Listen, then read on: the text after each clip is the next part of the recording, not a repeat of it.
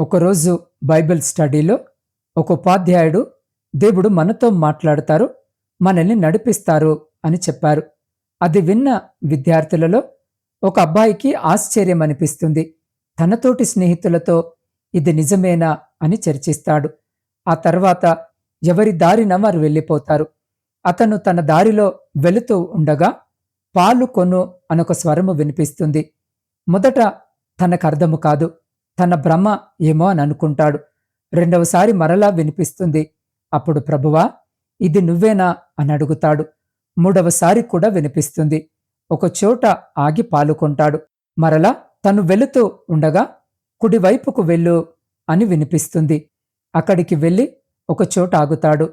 అక్కడ ఎవరూ ఉండరు, కాని ఒక ఇల్లు చూపించి నువ్వు వెళ్ళి తలుపు తట్టు అని దేవుడు చెప్తాడు. భయముగా అతను వెళ్ళి తలుపు తడితే ఒక ఆవిడ చిన్న బిడ్డతో వస్తుంది. అతను పాలు ఆవిడకిస్తాడు. మీరు దేవదూతనా అని అడుగుతుంది. కాదు. ఎందుకనిలా అడిగారని అంటే, ఇప్పుడే నేను మా ఆయనకి ఒంట్లో బాగులేదు, తినడానికేమీ లేవు, కనీసము పాపకు పాలు కూడా లేవు, ఎవరైనా దేవదూతనైనా పంపించి మాకు సహాయము చేయి ప్రభువా అని ప్రార్థించాను, మీరు వచ్చి పాలిచ్చారని చెప్పింది. స్నేహితులారా, దేవుడు తన బిడ్డలతో మాట్లాడే దేవుడని, వారి శ్రమలలో వారిని ఆదుకునే దేవుడని ఆ యవనస్తుడు తెలుసుకుంటాడు. మీరు నాకు మొరపెట్టుదురేని, మీరు నాకు ప్రార్థన చేయుచు ఒత్తురేని, నేను మీ మనవి ఆలకింతును అని లేఖనములో వ్రాయబడి ఉన్న ప్రకారము. ప్రియ స్నేహితులారా, ఈరోజు దేనికోసము నువ్వు కన్నీరు కారుస్తున్నావు? దేనికోసం ఎదురు చూస్తున్నావు?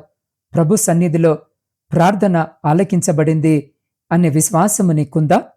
ఆనాడు కాకులతో ఏలియాను పోషించిన దేవుడు, హాగరు కన్నిటిని చూచిన దేవుడు, ఈనాడు నీ కన్నిటిని కూడా చూశాడు.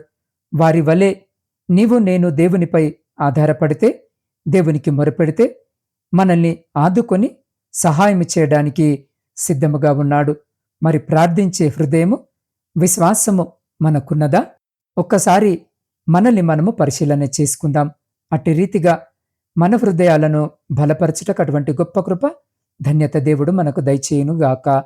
ఆమెన్.